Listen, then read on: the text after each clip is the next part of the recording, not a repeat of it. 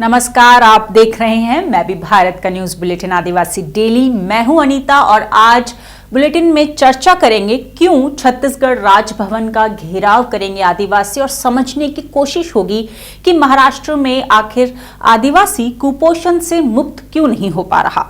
MBB पोल में आज जानेंगे क्यों जरूरी है आदिवासियों की जनगणना। तो शुरुआत करते हैं हेडलाइंस के साथ। छत्तीसगढ़ में नहीं रुक रहा आरक्षण पर बवाल, अब राजभवन घेरने की चेतावनी। संसद का सत्र हुआ खत्म, हाटी और बिंझिया समुदाय के बिल अटके। महाराष्ट्र में कुपोषण से हजारों मौत, 16 आदिवासी जिलों में हालात गंभीर। मणिपुर के मैती समुदाय ने की एसटी दर्जा देने की मांग, सौंपा ज्ञापन। 92% लोगों ने कहा कि आदिवासी जनगणना होनी चाहिए। और अब खबरें विस्तार से। छत्तीसगढ़ में राजभवन राजनीति के केंद्र में आ गया है। दरअसल एक समय में आदिवासी आरक्षण पर अति सक्रिय नजर आने वाली राज्यपाल अनुसुईया उइके अब इससे संबंधित बिल पर हस्ताक्षर नहीं कर रही है। अब आदिवासियों के संगठन सर्व आदिवासी समाज ने ऐलान किया है कि अगर 3 दिन में राज्यपाल इस बिल पर हस्ताक्षर नहीं करती है तो राजभवन का घेराव किया जाएगा। सर्व आदिवासी समाज ने गुरुवार को एक प्रेस कॉन्फ्रेंस में जानकारी दी।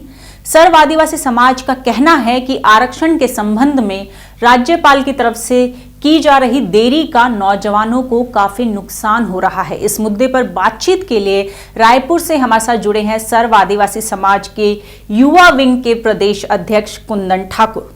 कुंदन जी, मेरा पहला सवाल आपसे ये है कि आदिवासियों के आरक्षण पर हाईकोर्ट ने रोक लगाई थी, उसके बाद छत्तीसगढ़ विधानसभा ने आरक्षण को फिर से लागू करने के लिए विधेयक पारित कर दिया था, लेकिन राज्यपाल ने अब तक इस पर साइन नहीं किया है। आपने राज्यपाल को अल्टीमेटम दिया है कि वो 3 दिन के अंदर साइन करे, इसे क्या समझा जाए? देखिए, 3 दिन का अल्टीमेटम दिया गया है माननीय महामहिम जी को। अगर 3 दिवस के भीतर वह साइन कर लेती है, अनुमोदन कर देती है तो बहुत अच्छी बात है। उसे कानून का रूप दे दिया जाएगा। कोर्ट में जो होगा वो अलग चीज है, लेकिन कम से कम वहां से तो आगे चला जाए। लेकिन अगर वो इसे लंबित करती रहेंगी तो फिर तो अब दिसंबर भी खत्म हो गया, फिर कब कानून का रूप लेगा, कब हमारे नौकरियां निकलेंगी, वैकेंसी निकलेंगी, कब लोग करेंगे। तो युवाओं को बहुत ज्यादा नुकसान हो रहा है और जितना जल्दी हो सके इस पर अगर अनुमोदन हो जाए तो वो ज्यादा बेटर रहेगा समाज के लिए भी और सभी वर्गों के लिए। जी, राज्यपाल जो खुद आदिवासी समुदाय से आती है, उन्होंने कहा है कि वो आश्वस्त होना चाहती हैं कि सरकार की भूल की वजह से मामला फिर से कोर्ट ना चला जाए। अब इसमें मैं क्या बोल सकता हूँ। अब वो 10 पॉइंट पर अगर 10 पॉइंट उन्होंने राज्य शासन से मांगा है जवाब, तो आपको लगता है कि 10 पॉइंट पर संतुष्ट हो जाएंगी? चले 1 पे हुई, 2 पे हुई, 4 पे हुई, 5 पे हुई, किसी न किसी पॉइंट पर असंतुष्ट रहेंगी। और फिर उसके बाद क्या होगा, चलिए आप बताइए। ना आप भविष्य देख सकते हैं ना मैं भविष्य देख सकता हूँ। हम एज्यूम भी नहीं कर सकते कि आगे क्या होगा। तो कम से कम ये प्रोसेस आगे बढ़ जाए, उसके बाद राज्य शासन अपना काम करेगी, हम राज्य शासन के ऊपर दबाव बनाएंगे कि आप इसको ठीक से करिए। अगर राज्य शासन भी नहीं करेगी तो हम उनके खिलाफ भी प्रदर्शन करने के लिए तैयार हैं। कुंदन जी, क्या लगता है आपको, क्या राज्यपाल भी राजनीति से प्रेरित बातें कर रही है? अब उसे मैं क्या बोल सकता हूँ। विभिन्न समाचार पत्रों के माध्यम से, सोशल मीडिया के माध्यम से अब ये पता चलता है कि वो भी एक पहले राजनीतिक ही थी, कांग्रेस में थी, भाजपा में थी, जो भी है वो अलग चीज है। लेकिन अब समाचार और सोशल मीडिया से तो पता चल रहा है कि बीजेपी उन पर दबाव बना रही है। अब इससे हमें कुछ लेना देना नहीं है। वो एक संवैधानिक पद पर बैठी हुई है। अगर आदिवासियों का भला चाहती हैं तो उन्हें तत्काल इस पर एक्शन लेकर वो कहे वेट एंड वॉच कर रही है। तत्काल वो भी अल्टीमेटम दे दी थी राज्य शासन को कि मेरे को 1 दिवस के भीतर या 2 दिवस के भीतर जवाब दे दीजिए, मैं इस पर तत्काल विचार करके अनुमोदन कर दूंगी। क्या ये हैरानी की बात नहीं है कि पहले राज्यपाल ने खुद इस मामले में पहल की थी, मुख्यमंत्री को चिट्ठी लिखी थी, लेकिन अब वो खुद इस पर हस्ताक्षर नहीं कर रही है? आरक्षण को बहाल करने के लिए मैंने पहल की थी। अब आदिवासियों के ही आरक्षण को बहाल करने के लिए पहल की थी, तो फिर विशेष सत्र बुला के उन्होंने सारे 90 विधायकों ने उस पर समर्थन किया है। अब उसको भी वो नहीं मान रही है तो फिर वो एक अलग चीज है। वो टेक्निकल मैटर पे वो फंस रहा है और कुछ नहीं है। लेकिन इसका नुकसान तो युवाओं को हो रहा है ना, सारे युवाओं को, हमारे ही वर्ग को नहीं है, आदिवासी को ही नहीं, सभी को। जो पूरे परीक्षा से पूरे लंबित, अभी पीएससी का नोटिफिकेशन जारी हो गया, एग्जाम होने वाला है, एग्जाम होगा, रिजल्ट आ जाएगा, लेकिन उसके बाद उनको तो रुक जाएगा, क्योंकि जब तक रोस्टर के हिसाब से वो लोग आगे चलना है उनको, वो रिजल्ट को रोक देंगे। जब तक रोस्टर लागू नहीं होगा तब तक वो रुका रहेगा, तो इससे तो सभी को नुकसान है ना। एज बार्ड हो जाएगा तो क्या नहीं क्या हो जाएगा। गुरुवार को ही कांग्रेस के आदिवासी विधायकों का एक प्रतिनिधिमंडल राज्यपाल से मिला। मुलाकात के दौरान विधायकों ने आरक्षण विधेयक पर हस्ताक्षर करने की मांग की थी। जवाब में राज्यपाल अनुसुईया उइके ने 10 सवालों की सूची उन्हें भी पकड़ा दी। राज्यपाल ने कहा कि अगर इन सवालों का जवाब सरकार से मिल जाए तो हस्ताक्षर कल हो जाएगा। छत्तीसगढ़ विधानसभा में 1 दिसंबर को आरक्षण विधेयक सर्वसम्मति से पास हुआ था। छत्तीसगढ़ में अब अनुसूचित जनजाति वर्ग के लिए 32%, अनुसूचित जाति वर्ग के लिए 13%, पिछड़ा वर्ग के लिए 27% और ईडब्ल्यूएस के लिए 4% आरक्षण का प्रावधान किया गया है। विधेयक को राज्यपाल के पास साइन के लिए भेजा गया है, लेकिन अभी तक राज्यपाल ने इस पर साइन नहीं किए हैं। राज्यपाल के हस्ताक्षर होते ही राज्य में ये आरक्षण प्रक्रिया लागू हो जाएगी। बढ़ते हैं अगली खबर की ओर। अगली खबर है संसद से। हिमाचल प्रदेश के हाटी और छत्तीसगढ़ के बिंझिया समुदाय के लोगों को अनुसूचित जनजाति की सूची में शामिल होने के लिए अभी इंतजार करना पड़ेगा। इन दोनों समुदायों से जुड़े विधेयक लोकसभा में तो पारित हो चुके हैं, लेकिन इन्हें अभी राज्यसभा में पेश नहीं किया गया है। लेकिन गुरुवार को राज्यसभा में कर्नाटक और तमिलनाडु की जनजातियों से जुड़े 2 विधेयक पारित कर दिए गए। राज्यसभा में केंद्रीय मंत्री अर्जुन मुंडा ने गुरुवार को दोनों राज्यों से जुड़े संविधान अनुसूचित जनजातियां आदेश 2 और 4 संशोधन विधेयक 2022 पेश किया था। इसके तहत कर्नाटक की 2 समुदायों बेट्टा कुरुबा और काडू कुरुबा, तो वहीं तमिलनाडु के भी 2 समुदायों नारी कोरावन और कुरी विक्करण को अनुसूचित जनजाति की सूची में शामिल किया जाएगा। ये दोनों विधेयक राज्यसभा से पास हो गए हैं। काडू कुरुबा, बेटा कुरुबा। काडू कुरुबा लिस्टेड है, बेटा कुरुबा लिस्टेड नहीं था, जिसको आज इस सदन में लाकर चर्चा करके सरकार अपने दृढ़ इच्छा शक्ति का परिचय देते हुए नरेंद्र भाई मोदी के नेतृत्व में उन सारे बेटा कुरुबा को न्याय देने जा रहा है। और यह हमारे जो प्रमुख विपक्षी दल के नाते रहने वाले लोग आज इस सदन में नहीं हैं, तो मुझे फिर एक किसी ने लिखा है कि तेरे मुखालफत से मेरी शख्सियत संवरती है, मैं अपने विरोधियों का एहतराम करता हूं। बता दें, लोकसभा से ये दोनों विधेयक पहले ही पारित हो चुके हैं। दरअसल इसी सत्र में हाटी और बिंझिया समुदायों से जुड़े विधेयक भी राज्यसभा में पेश होने थे, लेकिन उससे पहले ही आज संसद का शीतकालीन सत्र समाप्त हो गया है।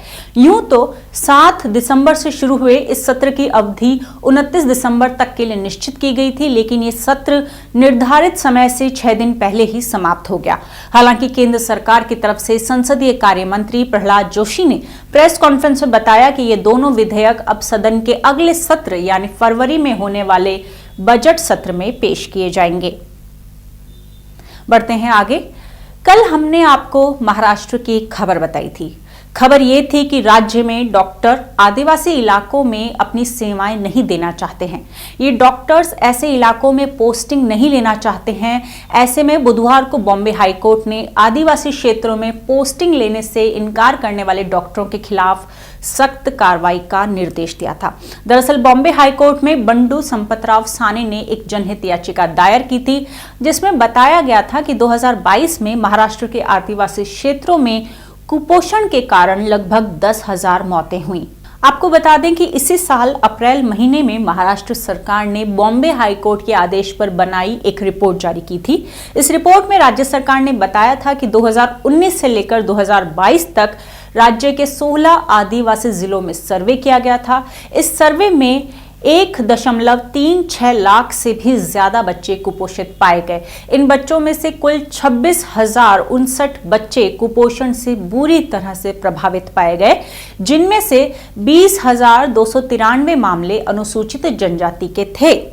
वहीं मध्यम तीव्र कुपोषण के 1,10,674 मामले सामने आए, जिनमें से 79,310 एसटी समुदाय के थे। इसमें चिंताजनक बात यह है कि नंदुरबार जिले में कुपोषण की वजह से सबसे ज्यादा 1270 बच्चों की मौत हो गई, जिसमें एसटी समुदाय से 1189 मौतें शामिल है। तो वहीं अमरावती जिले में 729 बच्चों की मौत हुई, जिसमें एसटी समुदाय से 645 बच्चों की मौत शामिल है, जबकि गढ़चिरौली जिले में 704 मौत के मामले दर्ज हुए, जिसमें 465 मामले एसटी समुदाय के थे। वहीं संयुक्त राष्ट्र द्वारा प्रकाशित the state of food security and nutrition in the world report 2022 के अनुसार 2021 में भारत की लगभग 22.4 करोड़ आबादी कुपोषण और भूख का सामना कर रही थी। कुपोषण के मुद्दे पर ज्यादा जानकारी देने के लिए हमारे साथ जुड़े हैं डॉक्टर सतीश गोगुलवार। सतीश जी, महाराष्ट्र में जो कुपोषण का मुद्दा है वो बहुत पुराना है और बार बार उठता है, हाईकोर्ट में भी ये पहुंचता है, लेकिन इसका समाधान नहीं निकलता। इसकी क्या वजह मानते हैं आप? एक चीज ये है कि हमने, क्योंकि गढ़चिरौली में भी उस तरह का है, मेड़घाट में ज्यादा है, लेकिन गढ़चिरौली में हम लोगों ने शासन के साथ में ही कुछ इसको कम करने के प्रयोग किए। तो मैं कोरची ब्लॉक का उदाहरण देता हूँ। पिछले हमने करीबन 80 विलेजेस में इसका प्रयोग किया। वहाँ जो हर गांव में आशा और आंगनवाड़ी सेविका है, तो हमने उसको, आशा को एक अलग तरह से ट्रेनिंग दिया और कम्युनिटी को उसको इन्वॉल्व किया। जो विलेज लेवल की village health sanitation nutrition committee है, उसको हमने एम्पावर किया उसको, क्योंकि कुपोषण ये कोई है गांव में तो कोई आंगनवाड़ी या आशा का ही सवाल नहीं है ना, ये कम्युनिटी का सवाल है। तो हमको सबको समझना चाहिए कि क्या है उसके प्रॉब्लम। तो उसमें हमने उनको इन्वॉल्व किया, ग्राम सभा को इन्वॉल्व किया, और फिर ये पता चला कि कई बार ये कुपोषित बच्चों के लिए एनआरसी जो अपना न्यूट्रिशनल रिहेबिलिटेशन सेंटर होता है, हर डिस्ट्रिक्ट में होता है, बहुत अच्छी सुविधा भी है वहाँ, लेकिन लोगों को बहुत बार पता ही नहीं है, तो उसको काउंसलिंग करना पड़ता है। तो हम लोगों ने करीबन पिछले 2.5 साल में 150 से ज्यादा बच्चे जो मालनरिश थे सैम के, उनको एनआरसी में रेफर किया, और एनआरसी में रेफर किया तो 14 दिन उनको रखते हैं वहाँ, और उसमें उसको खाना मिलता है, माँ को खाना मिलता है, और 300 रुपया पर डे उनको वेजेस भी मिल जाते हैं।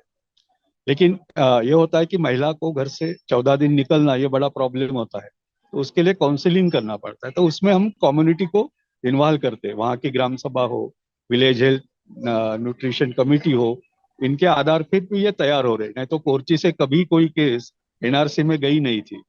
और उसका उपयोग ये होता है कि वो माँ को समझ में आता है कि ये कुपोषित बच्चों को आगे खाना कैसे खिलाना है। फिर फॉलोअप करते हैं हम, आशा को ही ट्रेनिंग दिया है तो आशा जाकर फॉलोअप करती है।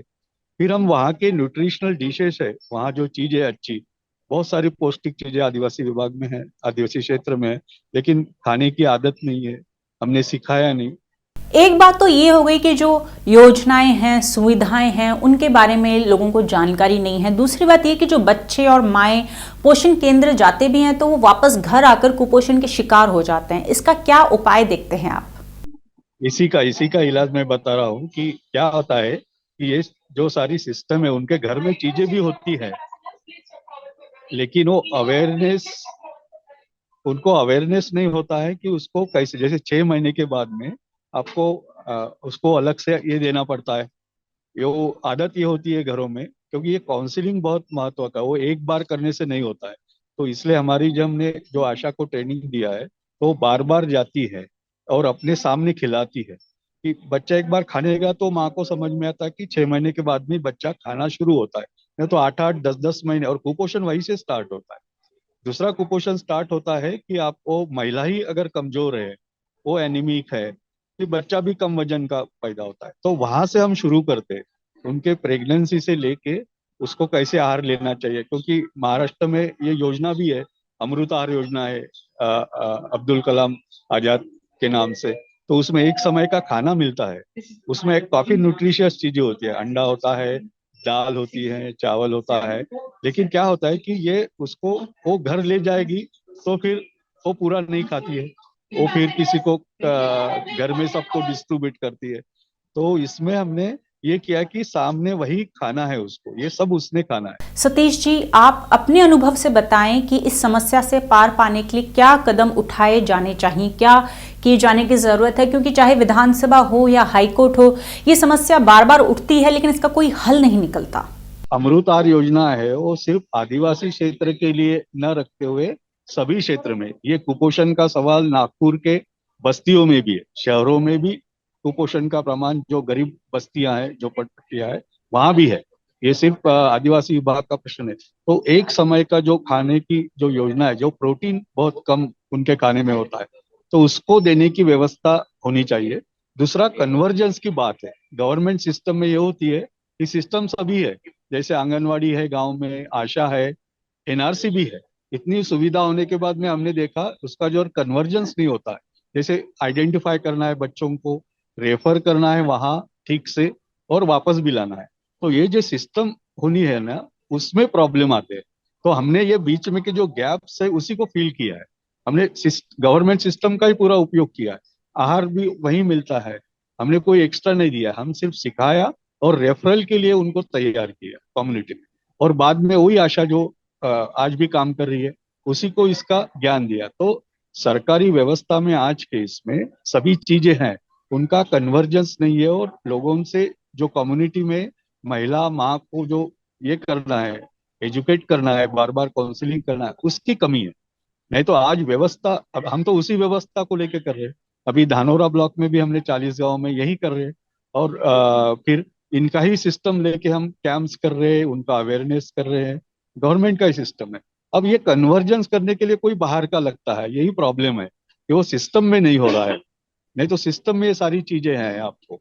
तो मेरा सजेशन है कि ये कन्वर्जेंस, ये प्रॉपरली रेफरल्स जो है, एनआरसी सभी जगह है, उसको ये करे। लगे तो एनआरसी हम ब्लॉक लेवल पे रूरल हॉस्पिटल में भी कर सकते हैं, कि ताकि उसको ज्यादा दूर नहीं जाना पड़े। तो ये सिस्टम अगर सही चलती है, और काउंसलिंग ये सारे खाने पीने के बाद में, और एक समय का उनको खाना जो आदिवासी विभाग में अभी शुरू है वो सारे क्षेत्र में लगा के, तो हम कुपोषण के सवाल को बिल्कुल ये कर सकते, कोई कठिन नहीं। और कम्युनिटी को इन्वॉल्व करना बहुत आवश्यक है। क्या होता है कि हर बार ये होता है कि फिर वो आंगनवाड़ी के ऊपर आ जाता है कि आपने आहार नहीं दिया, या आशा पे आ जाता है, या हेल्थ सिस्टम में आ जाता है, कोई मृत्यु हो जाता है। तो ये तो कम्युनिटी की भी जिम्मेवारी है ना। वहाँ ऑलरेडी ऑफिशियली ये समितियां है, ये समिति मॉनिटर करे कि वहाँ खाना बराबर आ रहा है कि नहीं, वो महिला ही खा रही कि नहीं, ये सारा आप देख सकते हैं। तो उसको अगर मॉनिटरिंग सिस्टम आप गांव लेवल पर अच्छी करते हैं तो भी ये सवाल छूट सकता है। और अब महाराष्ट्र से सीधे चलते हैं पूर्वोत्तर के राज्य मणिपुर। मणिपुर की अनुसूचित जनजाति मांग समिति यानी STDCM ने गुरुवार को इम्फाल में राष्ट्रीय अनुसूचित जनजाति आयोग को एक ज्ञापन सौंपा। इस ज्ञापन में STDCM ने राज्य के प्रमुख मैती समुदाय को अनुसूचित जनजाति सूची में शामिल करने की मांग की। दरअसल NCST यानी राष्ट्रीय अनुसूचित जनजाति आयोग का 7 सदस्यीय प्रतिनिधिमंडल राज्य के 3 दिवसीय दौरे पर 20 दिसंबर को इम्फाल पहुंचा था। STDCM वर्तमान में भारतीय संविधान की अनुसूचित जनजाति सूची में मैती समुदाय को शामिल करने के लिए बड़े स्तर पर अभियान चला रहा है। STDCM ने कहा कि स्वदेशी मैती समुदाय मणिपुर की प्रमुख जनजातियों में से एक है और इसका रिकॉर्ड ब्रिटिश भारत सरकार के क्रमिक जनगणना में दर्ज किया गया था। लेकिन स्वतंत्रता के बाद जब भारत ने 1950 में अपना संविधान लागू किया तो स्वदेशी मैती जनजाति को गलत तरीके से संविधान के तहत अनुसूचित जनजातियों की सूची से बाहर कर दिया था। उन्होंने बताया कि ST सूची में शामिल न होने के कारण मैती समुदाय को कोई संवैधानिक सुरक्षा प्रदान नहीं की गई है। नतीजतन इस समुदाय को अब अपनी विशिष्ट पहचान के संरक्षण में कई कठिनाइयों और चुनौतियों का सामना करना पड़ रहा है। ऐसे में मणिपुर की अनुसूचित जनजाति मांग समिति ने राज्य और भारत सरकार से मैती जनजाति को संवैधानिक रूप से मान्यता देने और ST की सूची में समुदाय को सूचीबद्ध करके संवैधानिक सुरक्षा प्रदान करने की मांग की है। आपको बता दें कि मणिपुर की कुल आबादी में लगभग 53% लोग इस समुदाय के हैं।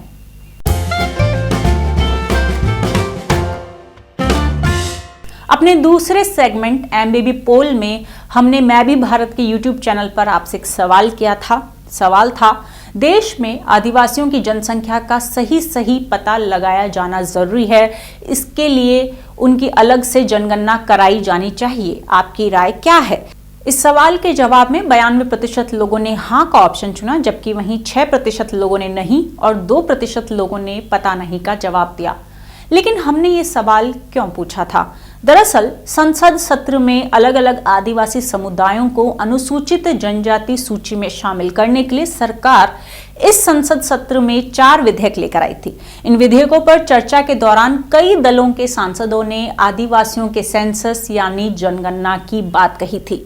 ये सवाल इसलिए भी जरूरी है क्योंकि सरकार को ये ही नहीं पता कि देश में पीवीटीजी यानी विशेष रूप से कमजोर आदिवासियों की आबादी कितनी है। इसी साल 25 जुलाई को लोकसभा में जनजातीय कार्य मंत्रालय के जवाब में कहा गया है कि आदिवासी समुदायों की गिनती अलग से नहीं की जाती है। इस जवाब में बताया गया कि आखिरी बार 1951 की जनगणना में आदिवासी आबादी की अलग से गिनती हुई थी। यानी कि एक तरफ तो सरकार इन जनजातियों के लिए खास योजनाएं बनाने का ऐलान करती है, तो दूसरी तरफ वो ये भी नहीं जानती है कि इन समुदायों में से किसी समुदाय की कितनी आबादी है। इसके अलावा विशेष रूप से पिछड़ी जनजातियों से जुड़ा एक बेहद अहम सवाल उनके अस्तित्व के संकट से जुड़ा है। भारत की कई जनजातियों के बारे में चिंता प्रकट की जाती रही है कि उनकी जनसंख्या लगातार कम हो रही है। इस तरह के दावे ओडिशा की लोधा, हिलखड़िया, मांकड़िया और पहाड़ी बोंडा जनजातियों के बारे में किए जाते रहे हैं। झारखंड की बिरहोर और पहाड़िया जनजाति की आबादी में गिरावट पर भी बहस होती रही है। किसी समुदाय में कुल कितने लोग हैं, उनकी आर्थिक सामाजिक स्थिति कैसी है, ये जाने बिना भला कैसे सरकार योजनाएं बना भी लेती है। 2014 में आदिवासियों की सामाजिक आर्थिक स्थिति का पता लगाने के लिए एक कमेटी का गठन किया गया था। प्रोफेसर खाखा के नेतृत्व में बनी इस कमेटी ने व्यापक अध्ययन के बाद एक विस्तृत रिपोर्ट सरकार को दी थी। इस रिपोर्ट में इस बात पर जोर दिया गया था कि पीवीटीजी की अलग से जनगणना जरूरी है, क्योंकि तभी उनके लिए सही योजनाएं बन पाएंगी। इसके अलावा अगर पीवीटीजी की सही संख्या का पता होगा तो योजनाओं को लागू करने में भी आसानी होगी। लेकिन सरकार ने अब तक इस कमेटी की सिफारिशों पर कोई कदम नहीं उठाए हैं। अपने तीसरे सेगमेंट अस्मिता और अधिकार में आज आपको बताएंगे केरल के एक आदिवासी वीर योद्धा के बारे में, जिनका नाम है तलक्कल चंदू। तलक्कल चंदू केरल के पजहस्सी राज के कुरिच्चे सैनिकों के कमांडर इन चीफ थे। उन्होंने 1979 से 1805 तक अंग्रेजों के खिलाफ लड़ाई लड़ी थी। इन्होंने 19वीं सदी के शुरुआती दशक में वायनाड के जंगलों में अंग्रेजी सेना से लड़ाई की। इस लड़ाई की शुरुआत तब हुई जब ब्रिटिश पुलिस और राजस्व अधिकारियों ने वायनाड के पहाड़ी इलाकों के आदिवासी किसानों के लिए धान पर कर 20% तक बढ़ा दिया था। भ्रष्ट अधिकारी अक्सर कुरिच्चे आदिवासियों के घरों पर छापा भी मारते थे। इससे परेशान होकर तलक्कल चंदू के नेतृत्व में कुरिच्चे आदिवासी लोगों ने 11 अक्टूबर 1802 की रात को वायनाड के पनामारम में अंग्रेजों के सैन्य शिविर पर हमला कर दिया। आदिवासियों के इस हमले में ब्रिटिश सेना के 70 जवान मारे गए थे। विद्रोहियों ने बंदूकें, गोला बारूद जब्त कर ली थी और छावनी को जला डाला था। इस हमले में 5 आदिवासी भी शहीद हो गए थे। इस हार से अंग्रेजों का गुस्सा बढ़ गया था, जिसके चलते 14 नवंबर 1805 को एक भयंकर युद्ध के बाद ब्रिटिश सेना ने कुरिच्चे नेता तलक्कल चंदू को पकड़ लिया। उन्हें 15 नवंबर 1805 को रातों रात फांसी दे दी गई। और ये था आज का हमारा आदिवासी डेली न्यूज बुलेटिन। अगर आप हमसे जुड़ना चाहते हैं तो नीचे दिए गए व्हाट्सएप नंबर पर मिस कॉल जरूर दें। साथ ही अगर आप कोई सुझाव देना चाहते हैं तो कमेंट बॉक्स में लिखकर हमें बताएं और इस वीडियो को लाइक करना ना भूलें। साथ ही चैनल को सब्सक्राइब जरूर करें। धन्यवाद।